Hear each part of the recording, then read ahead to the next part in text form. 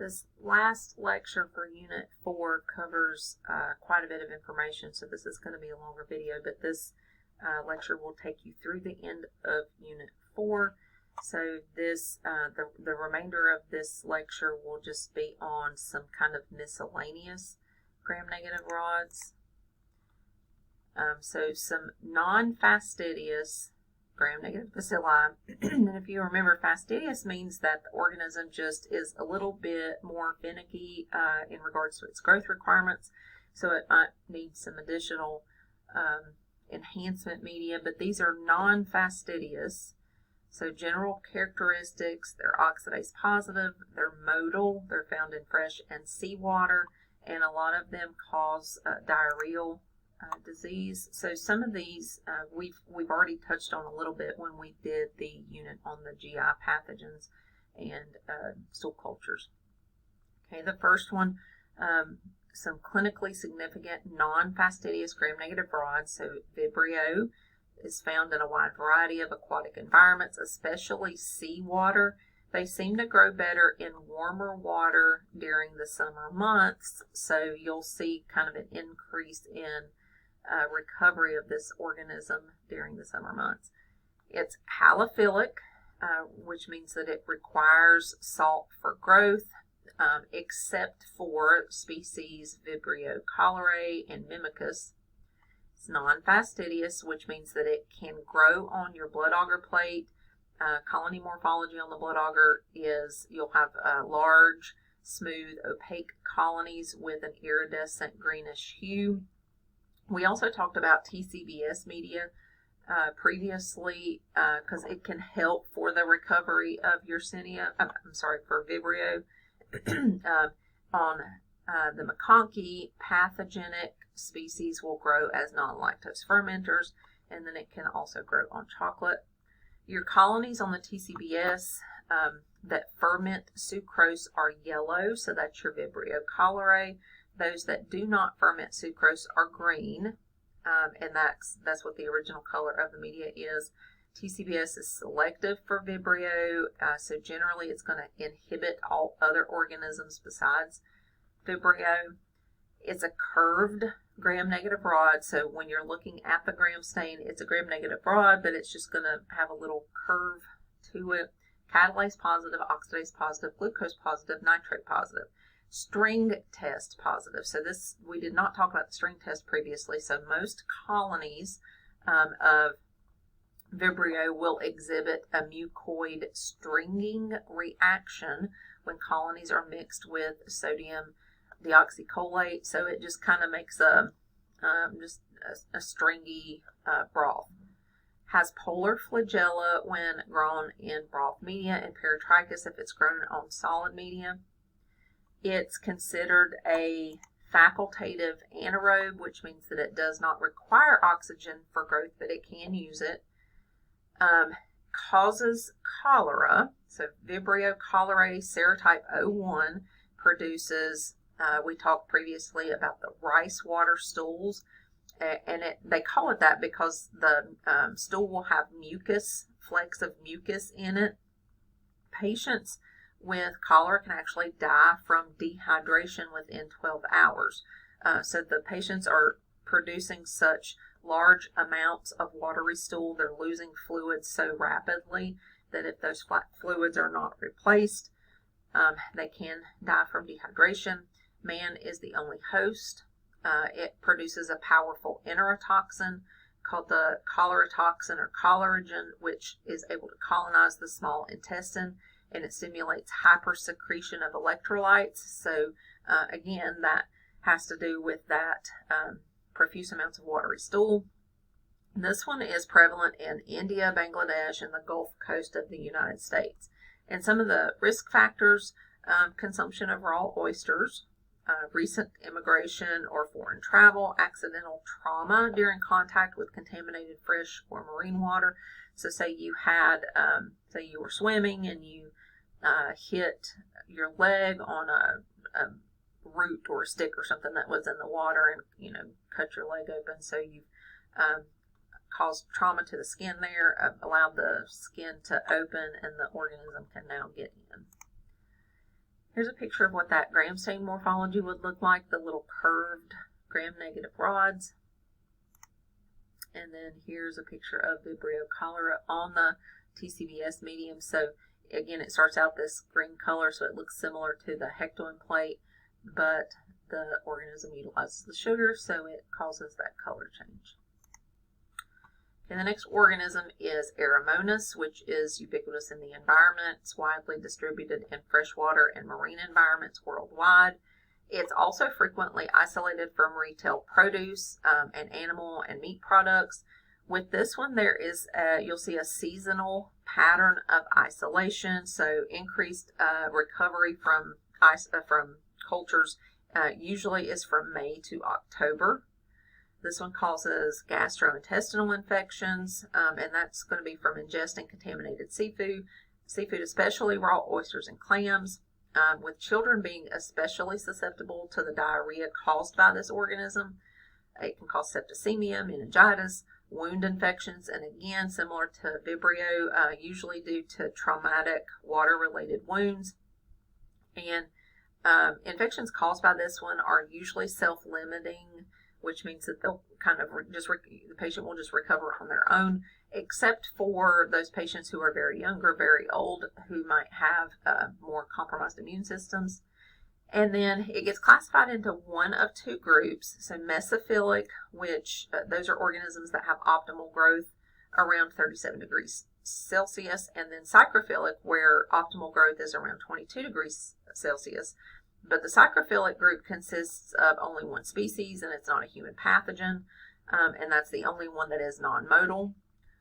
It grows readily on most media, but it cannot grow with increased sodium chloride. It's glucose positive, it's modal, it's oxidase positive. This one is a straight gram-negative rod. Most of the pathogenic species of this organism are going to be beta hemolytic. And most of the clinically relevant species are going to be indole positive. Aeromonads has many similarities to the Enterobacteriaceae and Vibrio, so you would have to be able to differentiate it from those other organisms with your oxidase, your indole, and your string test, and there could be some other tests that you could use. And just kind of a fun fact, sorry I got behind on the slide there. Fun fact, there were elevated numbers recorded in floodwater samples in New Orleans following Hurricane Katrina in 2005. There's a picture of Aeromonas hydrophilia on what looks to be a blood agar plate, and you can see the colonies look slightly mucoid. Okay, Plesiomonas. If you remember, we actually talked about this one in the Enterobacteriaceae unit, but we talk about it with this group also just because it's kind of an oddball. Remember, it was one of the exceptions with the Enterobacteriaceae. It's the only oxidase positive one in the group, and it does not have the ability to produce gas from glucose. So this one's found in the soil and aquatic environments, but intolerance to increased sodium chloride and minimum growth temperature of 8 degrees Celsius. So it's usually only in freshwater and estuaries of tropical and subtropical climates. It can be found in warm and cold-blooded animals as carriers, so that includes dogs, cats, pigs, vultures, snakes, lizards, fish, and shellfish. So, and because of that, occupational exposure could be a source of some infection. So if you have folks who are zookeepers or vets, they might have an increased risk of infection. Single species is Plesiomonas shigaloides. It primarily causes gastroenteritis resulting from consumption of undercooked oysters, clams, and shrimp. Also infections associated with animal handlers. It can be a cause of bacteremia and meningitis, but usually only seen in severely immunocompromised patients. It produces shiny, opaque colonies with a raised center on your plates. It's non-hemolytic on sheep's blood agar. It will grow well on most of your routine media, but some species can be inhibited by your McConkey plate. It is oxidase positive. It's a glucose fermenter. It's considered a facultative anaerobe, and it is modal. The next organism is Campylobacter jejuni, which is an inhabitant of the GI tract in a lot of animals. It's transmitted through direct contact with infected animals such as cats, dogs, and birds, and indirectly by contaminated water and dairy products, improperly cooked poultry. Some species are sexually transmitted. It can cause gastroenteritis. It's the most common cause of gastroenteritis worldwide, if you remember that from, I think it was Unit 2. Untreated patients can remain carriers for several months. You can also see infections with people who are animal handlers. It can be associated with bacteremia and meningitis. And I'm just going to share a real quick interesting story. So I've worked in the lab for a good number of years now. We see Campylobacter fairly regularly. We recover it from GI pathogen panels, which is a molecular-based test. And this past weekend, I saw it for the first time as a case of bacteremia. So when I got to looking at the patient's chart, the patient a few days prior had been positive for Campylobacter in their GI pathogen panel, and their blood culture had come off positive, and it was also Campylobacter. This organism grows best at 42 degrees Celsius on a Campy plate. It's considered microaerophilic. It's considered capnophilic. Other media than Campy can be grown on other media, and Sciro, Butzler, and CCDA are two other types of media that it can grow on. There's a strong link with this organism to Guillain-Barré syndrome, which is an autoimmune disorder that includes paralysis and damage to the central nervous system. Your colonies on the Campy plate will be wet or runny. It won't grow on McConkey. It also displays darting motility on the wet prep. So if you take one of the colonies, just kind of smear it onto a microscopic slide, place a drop of saline on top of it, and then a cover slip. So no stain. It's wet, and you're looking at that under the microscope. You'll see these little cells or little guys just kind of darting all over the place. The gram stain, you'll have curved gram-negative rods that appear as long spirals. And they say that it forms shapes that look like seagull wings or an S. It's oxidase positive, catalase positive, and asaccharydic. And there's an example of what are supposed to be those seagull wings on the gram stain. And I know this is a blurry picture, but you can kind of see the little curve or bend in the organism there. And then this is what the colony morphology looks like on the Campy plate. So you have one here that's a pretty good distinct circle, but you can see these colonies are starting to kind of run and look a little drippy. Okay, Helicobacter pylori. This one is strong urease positive, and it's motile. It's transmitted by direct person-to-person contact through saliva, vomit, and feces. It can cause gastritis, peptic ulcer, and this one can colonize the stomach and cause a low-grade inflammatory response. Antibodies are produced, but they're not protective. So that's something that's kind of different about this organism. Normally if your body comes in contact with a foreign pathogen, it produces antibodies, and the purpose of those antibodies is to provide protection against the organism. But even though your body does produce antibodies against this organism, they're not protective. Long-term infection has been linked to gastric cancer. This one is generally going to be identified through non-culture methods. We use latex agglutination testing for the antibodies. If culture methods are used in a combination of non-selective and selective medium, you would want to use, it may be used with increased moisture, incubated in microaerophilic environment, but generally speaking, these like little quick kit tests are a pretty fast way to identify. And there's his picture. Okay, so those were kind of some miscellaneous non-fastidious organisms. This next group that we're going to get into are miscellaneous fastidious gram-negative rods. So again, your fastidious ones are those that are a little harder to grow. They're going to require some additional growth factors. First one is Pasteurella multicida. On the gram stain, you'll see a small gram-negative rod that displays bipolar staining, and that bipolar staining, remember, is just, it makes it look kind of like a safety pin. No growth on McConkey, but it will grow on chocolate and your blood agar plate. They say it has a musty or mousy odor. It's oxidase positive, catalase positive, indole positive. It's a glucose fermenter. It's non-modal, and it's a facultative anaerobe. So this one is involved with zoonosis, especially cutaneous infections. So this is a disease. Zoonotic infections are diseases that humans acquire from exposure to infected animals or products made from infected animals. Most of the infections with this one result from dog or cat bites, but the organism resides in the oral cavities of a lot of different birds and mammals. These cutaneous infections can rapidly progress to inflammation and exudate production. So because of that, systemic infections are also possible.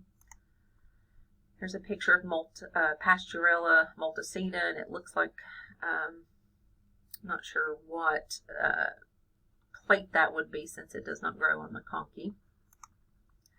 Okay, Bartonella hensley causes what's referred to as cat scratch fever or cat scratch disease, caused by cat scratches or cat bites. Usually the infections are going to be mild and self-limiting, but the patient will develop a lesion at the site of the bite or scratch within a few days.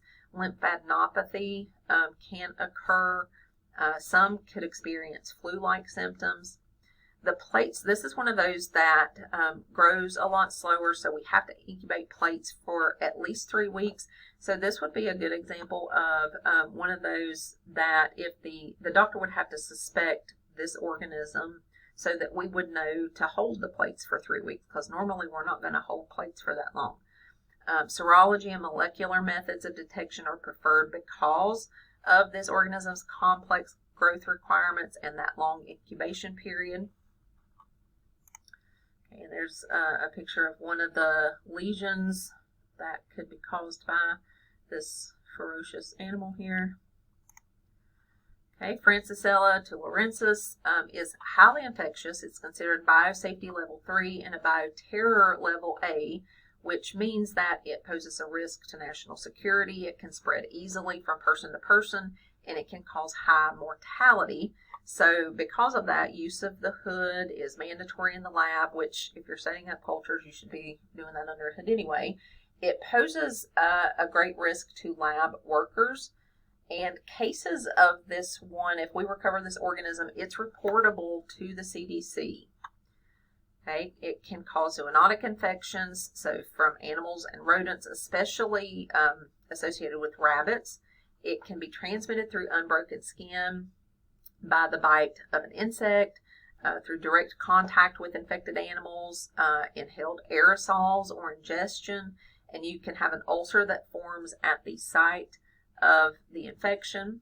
It causes something called tularemia, which is also known as rabbit fever, which is a plague-like disease that causes fever, muscle pain, enlargement of the lymph nodes, but the clinical presentation or the symptoms that the patient presents with a lot of times will depend on how the disease was acquired. On your gram stain, you'll see faintly staining gram-negative coccobacillus. It's non-modal, it's non-spore forming. This one is strictly aerobic, and it is oxidase and urease negative and weak catalase positive. So this one requires cysteine for growth. So it can grow on chocolate, modified Thayer-Martin, BCYE, and blood cysteine dextrose agar. It will not grow on McConkey or EMB. Growth of this organism is slow. It may not be visible, so you may not even see colonies start to form until 48 hours of incubation. And it produces gray to white raised colonies. There's a picture of that one. Looks like it's either a chocolate or a modified Thayer-Martin plate, I would guess. Okay, Brucella is also considered a Category B biological agent, which means it's easy to disseminate, so it spreads easily. It causes moderate morbidity but low mortality, so it can make a lot of people sick, but not as many people would die from it. It's considered a type 3 biohazard, which can be acquired through aerosols, percutaneously, oral routes of exposure. Direct person-to-person transmission through sexual contact and breastfeeding has been reported also, but that would be very rare. And about 2% of all cases of brucellosis are laboratory personnel who became infected from improperly handling cultures. This one is also, it can cause zoonotic infections, so acquired by contact with infected animals, ingestion of contaminated animal products, especially unpasteurized milk, and specific species can also be associated with pigs, cows, and goats. It causes something called undulant fever or brucellosis that starts with flu-like symptoms and progresses to a systemic disease that has long-term sequelae that can lead to chronic fatigue, depression, arthritis.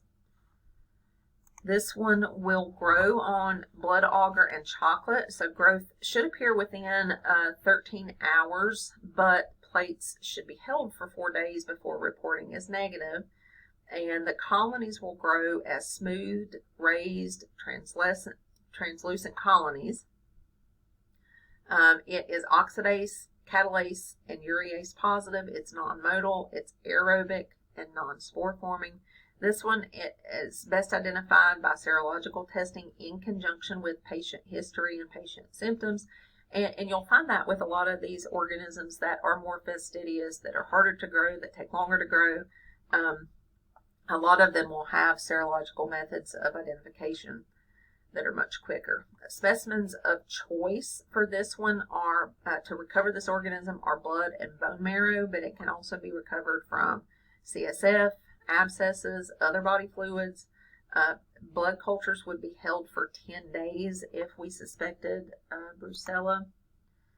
Here's a picture of your gram stain of brucella, and Microtech being very careful about working under the hood there. Okay, Legionella pneumophilia was named after an outbreak that occurred during the 1976 American Legion Convention in Philadelphia, where 221 people became ill with pneumonia, 34 people died. And that one was, I think it was identified through a ventilation system, like an air handling system. The genus includes nearly 60 species, over 70 serogroups. Approximately 20 species are isolated in humans. It's found in natural and artificial water sources, so cooling towers, condensers, humidifiers. This one is chlorine tolerant. It's transmitted primarily through inhalation of droplets or aerosols, and it can grow within a wide temperature range, so 20 to 40 degrees Celsius. It also has the ability to adhere to inanimate objects such as pipes, rubber, plastics, and sediment. It can persist in piped water systems, even when the water systems are flushed, so this one hangs on tight. It causes Legionnaire's disease, where the patient will be febrile, meaning that they have a fever with pneumonia. It also can cause something called Pontiac fever, which is a milder form of Legionnaire's disease where there's no pulmonary involvement, but the patient could still have a fever, malaise, headache. This one's considered non-fatal, and it's usually short-lived. Usually the patient will have flu-like symptoms for a couple days and then recover on their own. It can be recovered on buffered charcoal yeast extract, or BCYE. It's usually best for isolation that's because the organism requires L-cysteine. It also requires increased CO2 and increased humidity. You might have tiny colonies that would appear on your chocolate.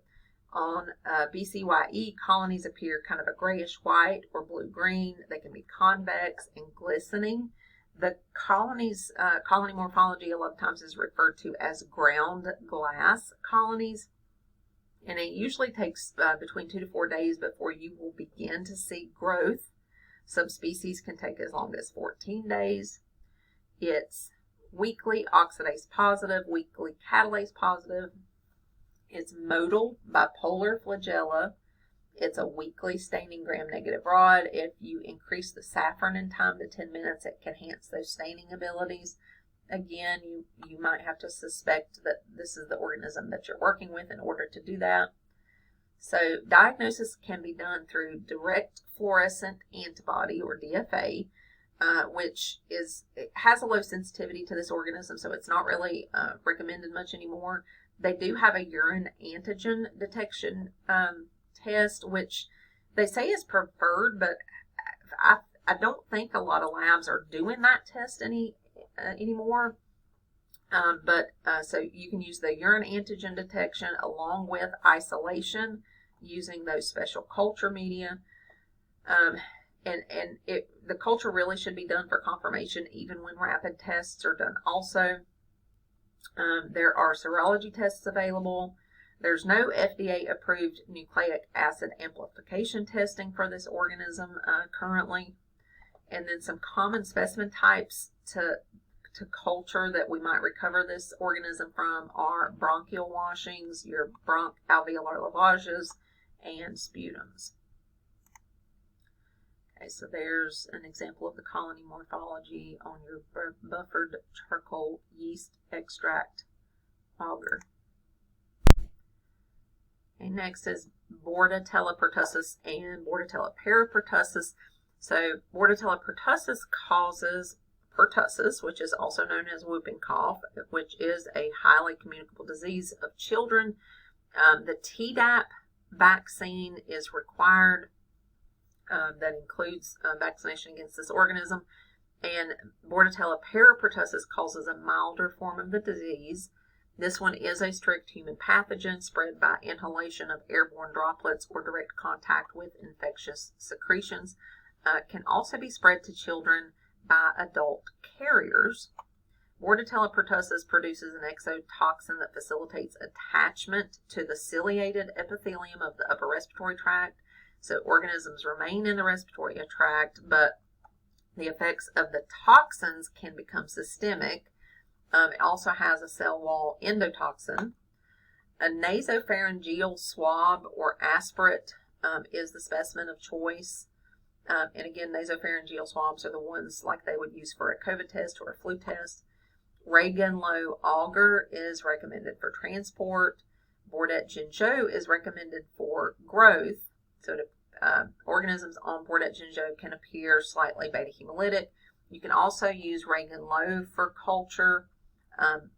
It's a different formula than for the transport, where you'll see shiny white, what they refer to as mercury droplet colonies.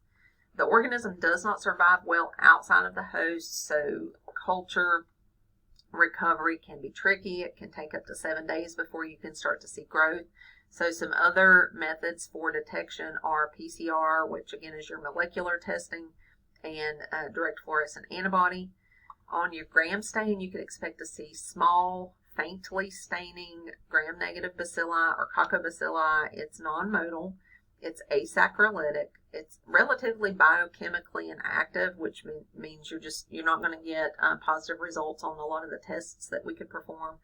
Bordetella pertussis is oxidase positive. Peripertussis is oxidase negative, and both are catalase positive.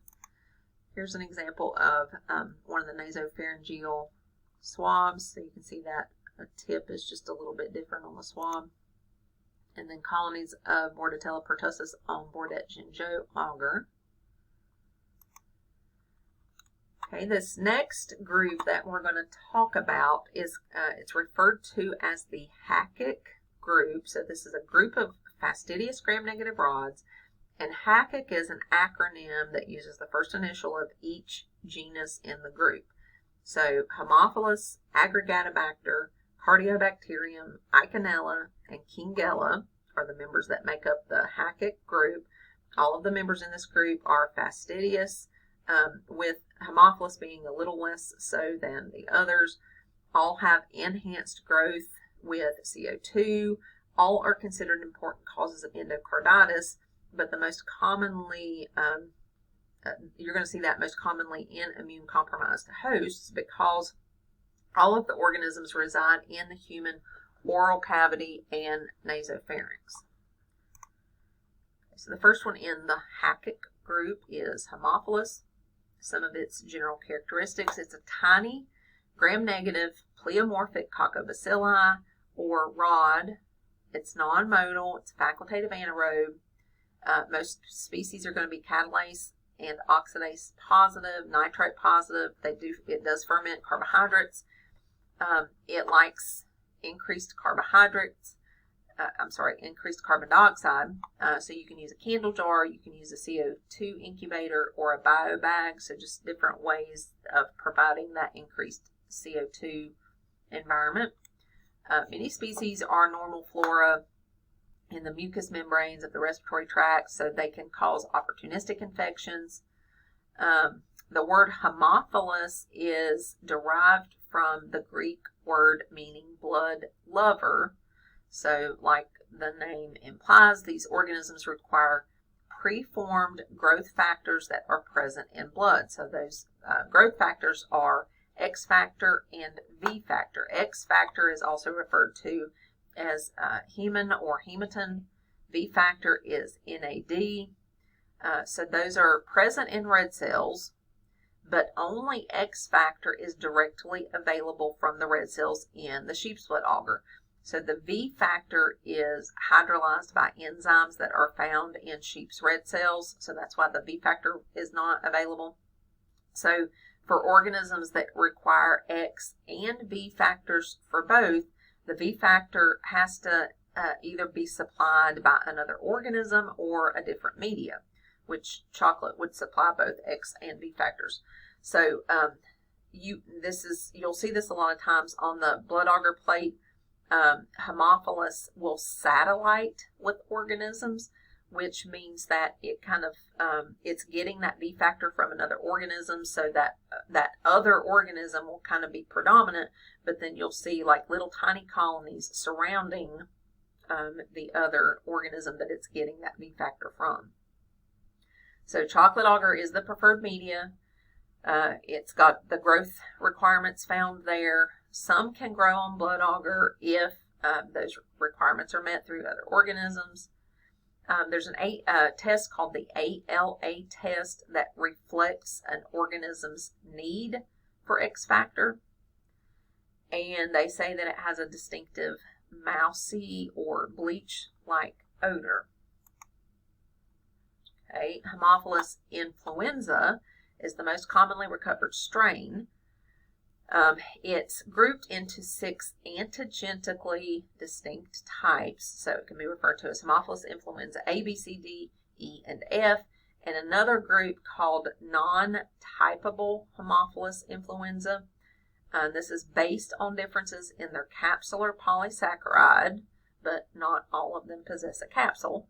Type B used to be the most prevalent until vaccine became routine. Now the non-typable Haemophilus influenza are the most common cause of disease or infection.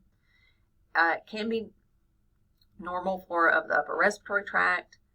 It can cause acute respiratory infection in children. It can cause meningitis in in kids 6 years of age or younger. There's been a vaccine that has decreased incidence. Invasive disease is associated with encapsulated strains, but you don't see that as often. This is one of those that you don't, if the organism is suspected, you would not want to refrigerate the specimen because it is temperature sensitive. It's Quaalude positive. We talked about the Quaalude test in Unit 2 in regards to strep pneumoniae. And remember, that's just a test used to detect a capsule. It is also catalase and oxidase positive. Haemophilus influenza requires both X and V factor for growth. It grows well on chocolate as a translucent, kind of tan-colored, moist, smooth colonies. It only grows on your blood agar plate when there is another organism present that can provide that V factor that it can satellite with, and it will not grow on McConkey. Sorry, I got behind on the slides there again. Here is a picture of Haemophilus influenza growing on chocolate, so kind of tan, creamy looking colonies. And here's an example of Haemophilus species, Haemophilus influenza satelliting with Staph aureus on blood agar plate. So this streak that you see right across the middle there, that is Staph aureus. All these little tiny colonies out to the side here are Haemophilus influenza. Okay, Haemophilus ducreyi, we talked about this one, or mentioned it previously before. It's the causative agent of cancroid, which is a highly communicable sexually transmitted genital ulcer disease. It's never normal flora. It is a strict human pathogen. The specimen should be collected from the base of the lesion, inoculated directly to enriched media, and we want to hold this one for 5 days if it's suspected. It, on your gram stain morphology, it forms what's referred to as a school of fish or railroad track arrangement. Ducreyi requires X factor only. It grows best at 33 degrees Celsius. Plates should be held for 7 days before reporting as negative. Haemophilus aegyptius is extremely easily transmitted. This is the causative agent of pink eye. It requires both X and B factor. It's extremely fastidious. We want to hold these plates for at least 4 days before we report as negative. And then Haemophilus parainfluenza or parahemolyticus requires V factor. It's found in the oral cavity, rarely pathogenic if recovered. Okay, the next organism in that Hackett group is Aggregatibacter aphrophilus, which is found in dental plaque and gingival scrapings. It does not require CO2 for growth, but it grows better if it's in an environment with increased CO2. It's the most prevalent species in the Hackett group involved in endocarditis, which you would kind of think cardiobacteria would be more involved with endocarditis, but Aggregatibacter is the one most prevalently involved with endocarditis. You have V factor dependent and V factor independent strains, so some that require and then some that do not require V factor for growth. Colonies on your chocolate media are convex, granular, and yellow with an opaque zone near the center. And Aggregatibacter actinomyces comatans is a recognized etiologic agent of periodontal disease. Cardiobacter hominis is normal flora of the nose, mouth, and throat. It can present also in the GI tract. It grows slowly on blood agar and chocolate. It won't grow at all on McConkey. It produces what is called pitting in the agar, where it kind of grows down into the media. It requires 5% CO2 for growth with increased humidity. It's oxidase and indole positive, catalase negative. It's non-modal. Gram stains, a lot of time for this one will be pleomorphic, which means that you can see kind of various reactions, so varying shapes and maybe even some variation in the gram positive or gram negative. Its usual manifestation in disease is endocarditis, and it's rarely associated with meningitis.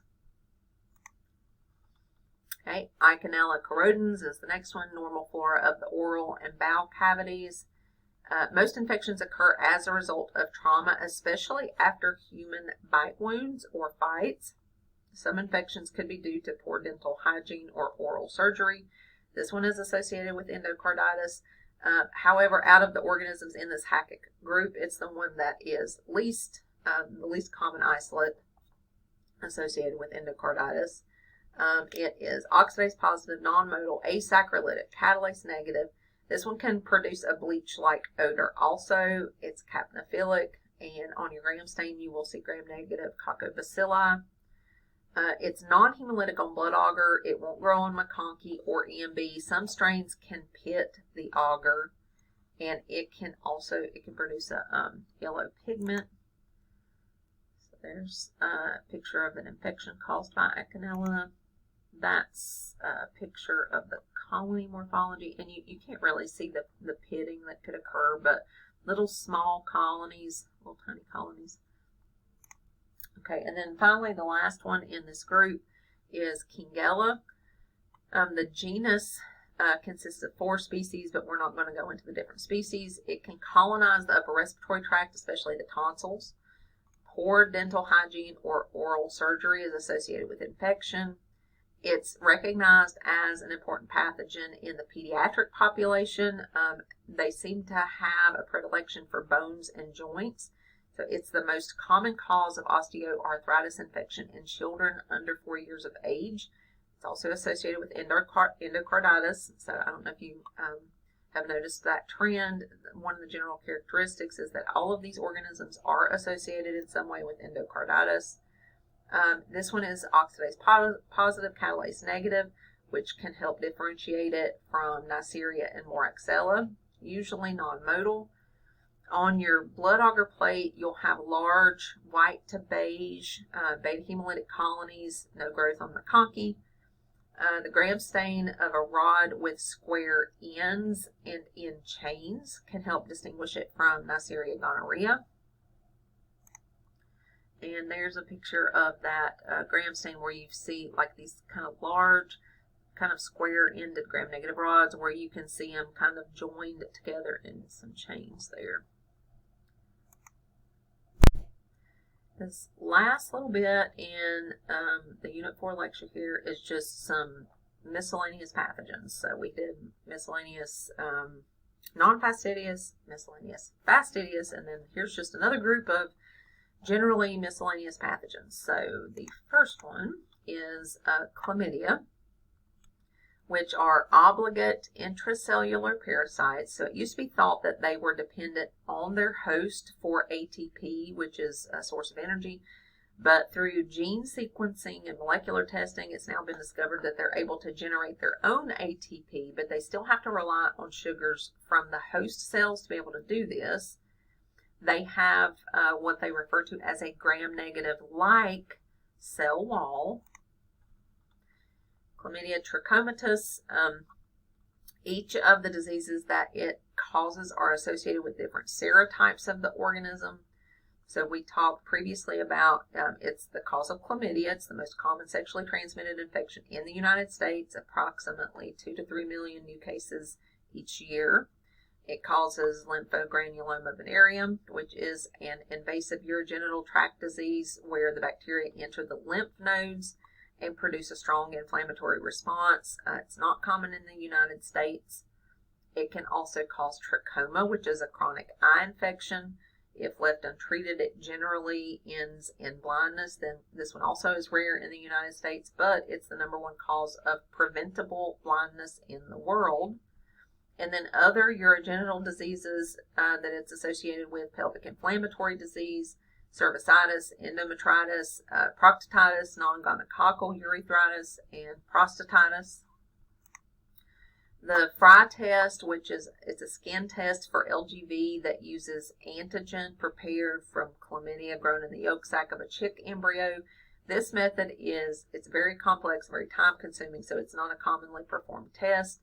The preferred diagnostic method is through nucleic acid amplification testing, which is molecular testing that can be done on urethral swabs for men, endocervical swabs from women, or urine. So it detects DNA specific to the organism in order to identify it. It detects 20 to 50% more infections than culture or other non-culture methods. Chlamydophila pneumoniae, formerly known as TWAR or Taiwan Acute Respiratory Agent. This one is an important respiratory pathogen. It causes acute respiratory disease, pharyngitis, bronchitis, pneumonia.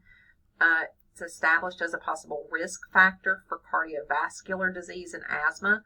Most patients with infection by this organism are going to be asymptomatic, though it's thought to be a fairly common disease or infection. It's just that most people are asymptomatic. There does not seem to be a seasonal incidence of the disease, but it is more common in college-age students. And there are serological tests that are the diagnostic method of choice for this one. Chlamydophila psittaci causes psittacosis, also known as parrot fever or ornithosis. Symptoms include fever, chills, muscle aches, severe headache, occasional GI symptoms. It's carried by birds, and then people acquire it through inhalation. This one's been linked to cardiovascular disease.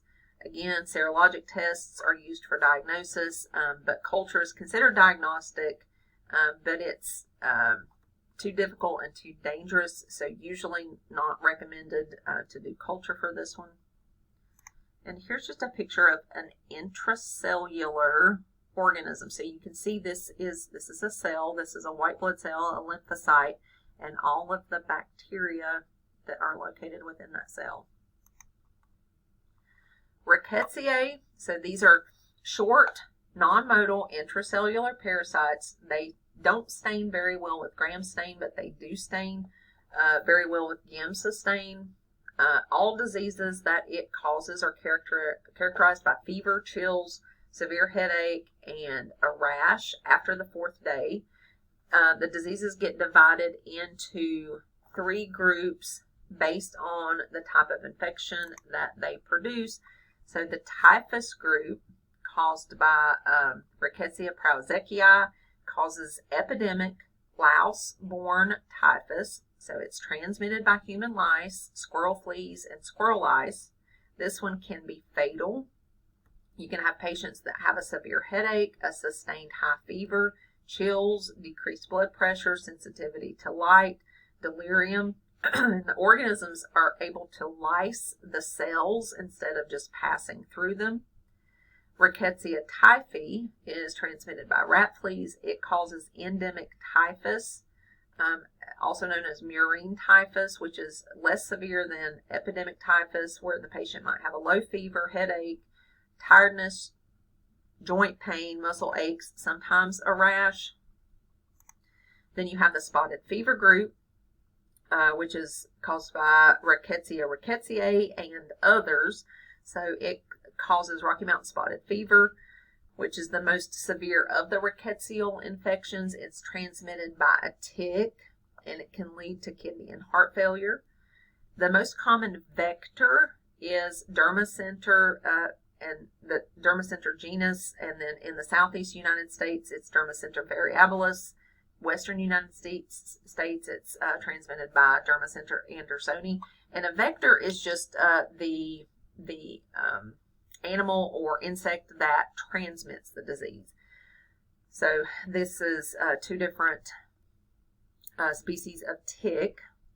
And then the transitional group, which is associated with Rickettsia acari, the vector is the mouse mite. It produces an infection similar to but milder than Rocky Mountain spotted fever called rickettsial pox. Okay, other organisms that are similar to the Rickettsia, we've got Orientia, causes a disease called scrub typhus. The vector is a chigger. This one formerly was a Rickettsia, but it was not in one of the groups.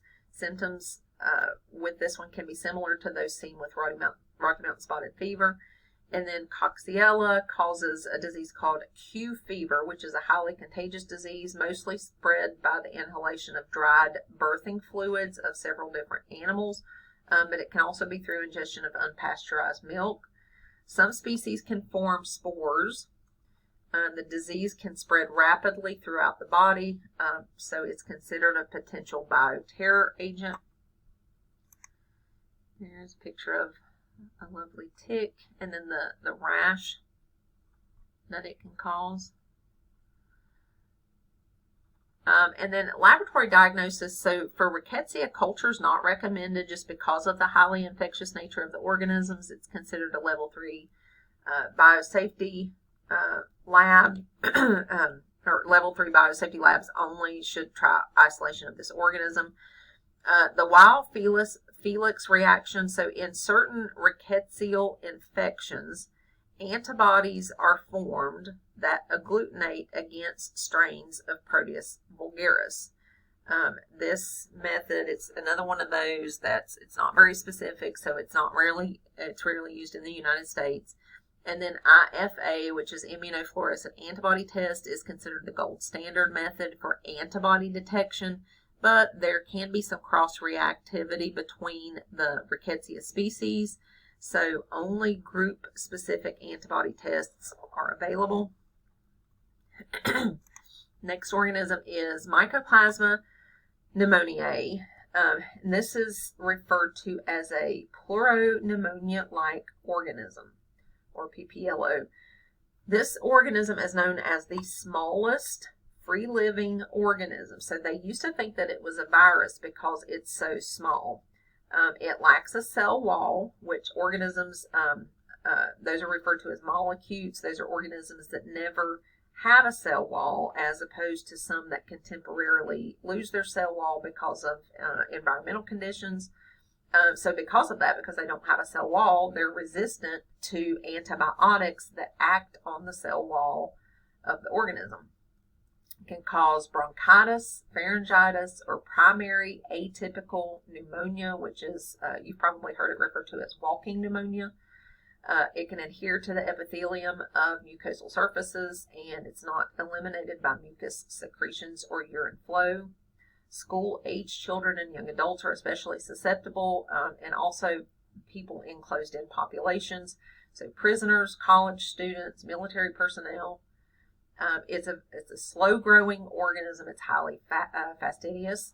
The colony morphology has been referred to as fried egg appearance, because on the media it'll have kind of a raised center, and a lot of times it can grow beneath the surface of the auger with that raised center. It's not visible by gram staining, so you have to use a DNA fluorescent stain called acridine orange to view it. Diagnosis most of the time is going to be through cold agglutinin or EIA antibody testing.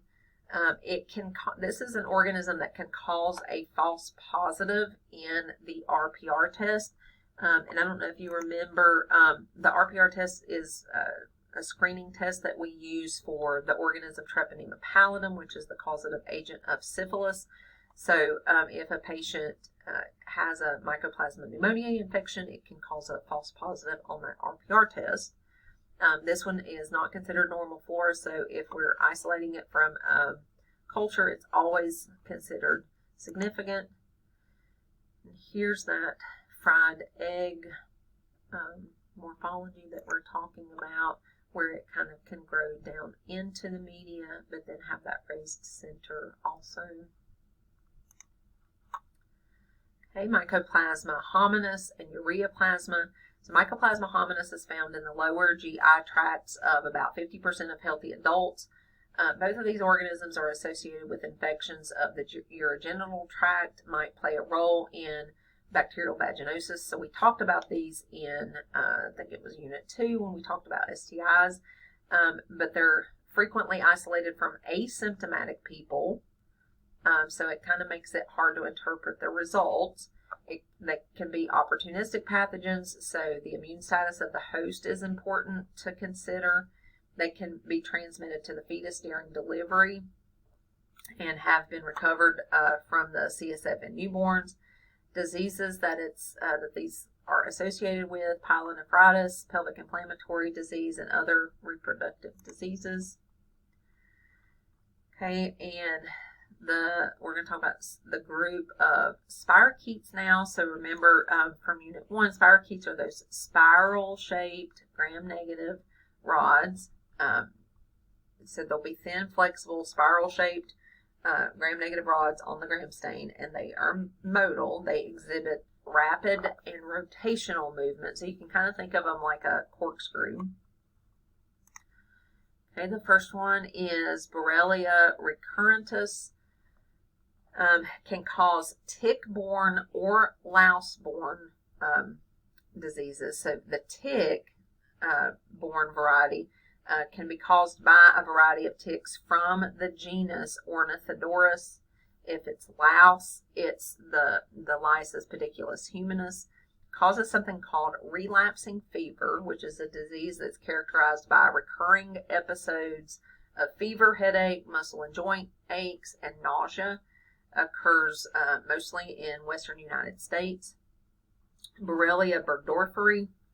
The tick, this is the causative agent of Lyme's disease, transmitted by the tick Ixodes damini. So with Lyme's disease, the patient will have flu-like symptoms that can include a stiff neck, chills, fever, swollen lymph nodes, headache, fatigue, muscle aches, and joint pain. They'll have a large expanding rash that's common around the area of the bite. That rash is known as erythema chronicum migrans. And there's a picture of that bullseye rash. Okay, treponema pallidum. Again, we've talked about this one a little bit before. None of the treponemes have been successfully cultured on artificial media. They're usually identified through serological methods. So treponema pallidum is the causative agent of syphilis. The organism has the ability to cross intact mucous membranes and the placenta. It's usually transmitted through direct sexual contact, but also from infected mother to fetus. This one is exclusively a human pathogen. Testing can be divided into two methods. So you'll have non-treponemal methods, which are considered screening methods, and then treponemal methods, which would be used for confirmation if that screening test was positive. So the VDRL, which stands for Venereal Disease Research Laboratory, and the RPR, which stands for Rapid Plasma Reagen, both of those tests are considered non-treponemal tests.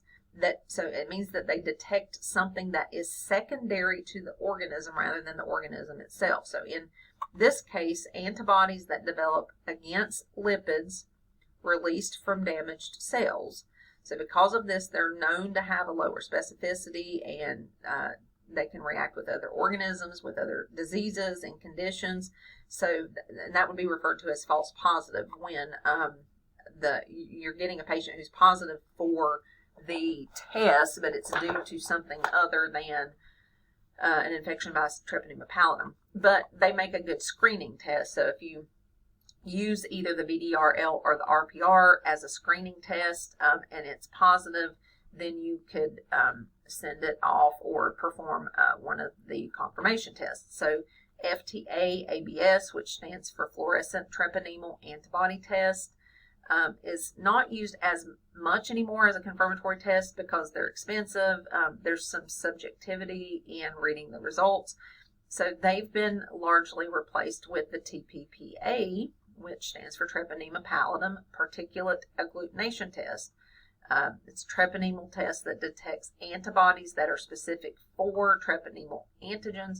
So either one of those, the FTA, ABS, or the TPPA, can be considered a confirmation test if the patient has a positive RPR or VDRL, but TPPA is kind of the more preferred method for confirmation now. Okay, treponema pertinu. So this one is not sexually transmitted. It mainly affects children in rural, warm, tropical areas. It's transmitted by direct contact with the skin, sores of infected people. Patients can develop a sore throat that may look like a raspberry. It can be, I'm sorry, back up. Patients can develop a sore, not a sore throat, a sore that may look like a raspberry, and it can itch, but it's usually painless. Those sores last for months. Some of the other symptoms can include bone pain, swelling of the bones and fingers. In advanced stages, those sores can lead to disfigurement and disability. And then treponema keratium causes a disease called penta, which causes a skin rash and discoloration. The patient can have enlarged lymph nodes. They can have lumps on their skin. This one can be spread by direct person-to-person contact, but rarely sexually transmitted. And there's what, under an electron microscope, what treponema would look like. And it always reminds me of ramen noodles. Okay, Leptospira interrogans, tightly coiled, thin, flexible spirochete with rapid rotational motion. So the coils on this one are so closely wound together that they can appear like a chain of cocci sometimes. This one is not easily stained, but it can be impregnated with silver and visualized. Non-specific host defenses do not stop multiplication of the leptospirs. This one causes something called leptospirosis, which typically causes mild flu-like symptoms. And then Weil's disease is a more severe case of leptospirosis that can become systemic. It can lead to renal failure, hepatic failure, intravascular disease. This one can be fatal. Spread to humans by contact with soil and water contaminated with the urine of certain animals or through handling infected animals. And okay, so this last group that we're going to go through in these miscellaneous organisms are mycobacteria, which again, I think we mentioned these previously when we were doing the respiratory unit. So mycobacteria also are referred to as acid-fast bacilli because we use the acid-fast stain to identify them a lot of times. General characteristics of the mycobacteria. These species cause disease in humans and animals. And the species are divided into tubercular and non-tubercular mycobacteria, so meaning either that they cause tuberculosis or it's a species that cause other diseases. Rapid identification methods are available for all of the clinically significant species of mycobacteria, which helps to eliminate the need for cultures that can take a really long time. So if you remember when we talked about this one before, the cultures can take up to 6 weeks. So if we have a more rapid method of detection, then that would be preferred. They're slender, slightly curved, or straight, rod-shaped organisms, and they're referred to as acid-fast bacteria. So the cell wall has a very high lipid content that makes it resistant to staining with most of the common bacterial stains, including the gram stain. So they can take up dye with increased staining time or through application of heat, but they can still resist discoloration just because of that very thick cell wall. And that's why we use that acid-fast test. Sorry, I got behind again. They are non-motile, non-spore forming. They are strictly aerobic. Some species are capnophilic. So Mycobacterium tuberculosis complex. So again, this is kind of a group of organisms that consists of Mycobacterium tuberculosis, Bovis, Africanum, Candidii, and Microti, and a few other species that have been more recently added.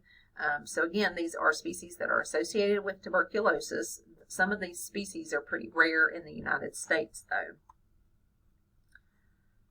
Mycobacterium tuberculosis, one of the oldest documented communicable diseases in the world. So once exposed, development of tuberculosis depends on the person's immune response, the amount of exposure, and the virulence of the strain. So this is a respiratory disease acquired by inhalation of airborne droplets from an infected person sneezing or talking. So they expel the bacteria and you take it in. It has intracellular replication. It can cause lesions called granulomas in the lungs and possibly tissue necrosis. Depending on the immune response to the bacteria, granulomas can harbor the bacteria for years and infection can be reactivated. So once it's reactivated, it can lead to several variations of the disease.